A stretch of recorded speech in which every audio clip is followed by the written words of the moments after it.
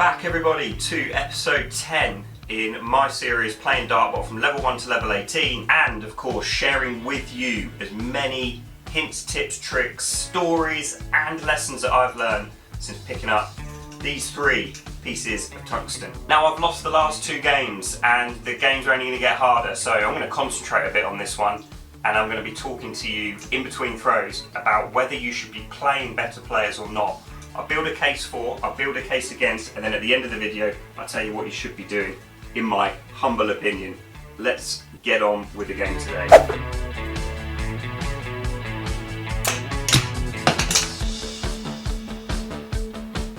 $40, but that was a bit unlucky. The dart came all the way back here.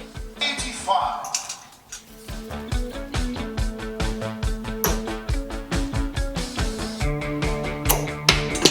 Again. 120, and it's happened again. Oh. 120. 140. Yeah, the games get a bit more challenging now. Right, playing against better players, let's get into it. So one of the good things about the sort of booming online darts is that you can literally choose to play against better players at any time that you want. What I've found through playing better players, particularly in the DML, the DartsMatt League, is that there's certain things you learn a lot quicker than playing against people at the same level in your journey. You of course learn the routes that players take. Going back to my previous episode on numbers, you identify and spot patterns that they go through when they're on certain checkouts. It of course improves your skills because you've got to be more focused when you're playing against someone better, whether that's online or in the venue. I find it quite motivating because I look at players that are in our community and I'm striving and working really hard, as you've seen through this series, to try and be able to compete with them more often. It's also a really good way to benchmark where you're at today. If you bring your good game, maybe your B game, for example, I don't know how we'd rate in A, B and C, but say you bring your B game that you're happy with, where does that benchmark to them? In the scoring phase, in your first 9, how close were you? Checkout percentage, are you thereabouts, or is that where you've got some work to do? It's a really good benchmarking exercise. Ultimately, it's going to improve your skill level because you're putting a little bit more, going back to a previous episode, a little bit more mental strain, a bit more pressure on yourself, which you're going to become a little bit more comfortable with. So that is lots of reasons why to play against better players, but there are reasons why you might want to hold off.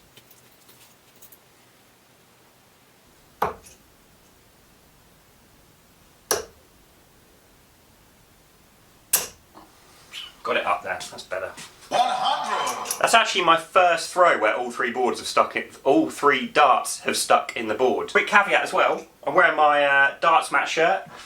Thank you to everybody who, before we had little Jonah here, who chipped in and bought this for me, a few baby bits. Still absolutely beaming about that, albeit the time is going very quick, but I did just want to plug you guys. Thanks again, all the subscribers that contributed to that. Blown away. I mean, Dartbot's averaging over 108 at the moment, so yeah, we need a good visit.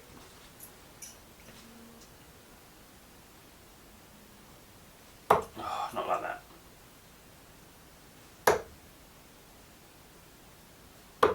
Oh, no, bad time. I lost my rhythm completely in all of that.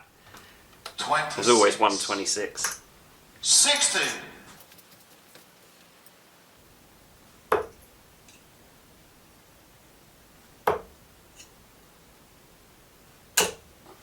41.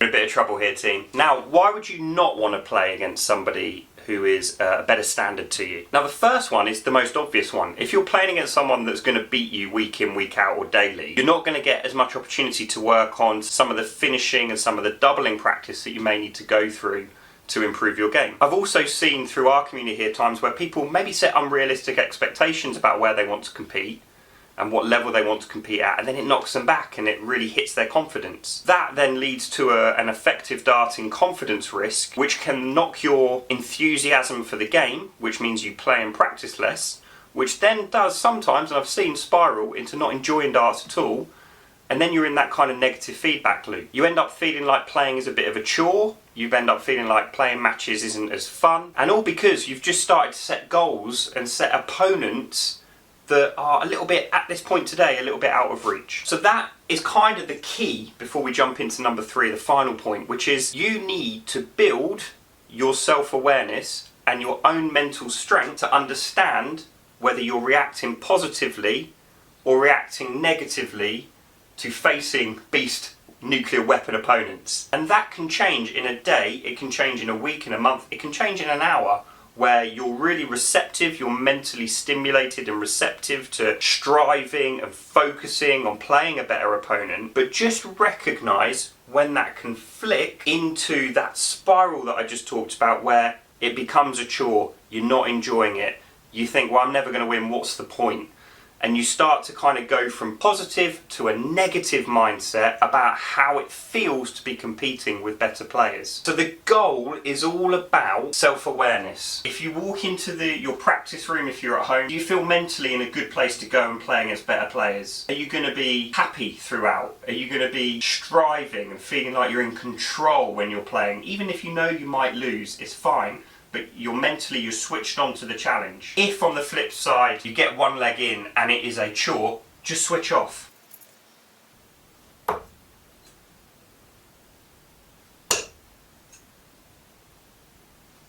Yes, we needed that and we deserve that. 18. Right, we're still in this. We're going to finish 70. You require 74. I know Dartbot and I'm desperate to finish it, but just give me a second. Let me just summarise this video. Playing against better players is a fast track to improving your game. There's no two ways about it. It's the same in any execution-based sport. If you're playing against better players, you'll watch how they throw, you'll watch how they check out, you'll watch their rhythms, their mannerisms. Most of the time, right, you still get anomalies, right? Players that throw it really terribly but score well. You know what I mean? You'll learn from them. You'll pick up something and that'll fast track your game, and of course you're super duper switched on, so you'll be able to go and execute even better because you're focused on performance, you're focused on outputs, on scoring. You're maybe not like you get in the practice room where you're thinking about your throw, your release. You are just there to win, and learning that skill of just playing to win is something you want to develop, and of course you're going to fast track that by playing against better opponents. However, you do need to balance it, and the way to balance it is to really look into yourself and know very quickly from when you pick up the darts and you've played a couple of legs, am I engaged in this playing this better player, or do I need to take a step back today and just enjoy throwing with it, tinker with my throw a bit, tinker with my grip, whatever it is that makes it enjoyable to you. Do I need to go and play cricket? Do I need to go and play some different routes? Do I just need a bit of time on my own? Doesn't matter. Switch on to yourself and know when you're really engaged and when you're not. Because yes, playing better players is going to improve your darts, but only if you maintain enthusiasm, you maintain confidence, and you maintain enjoyment.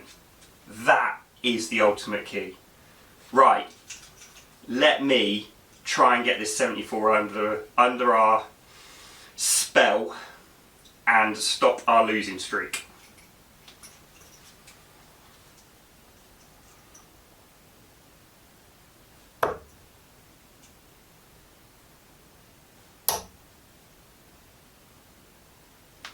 No!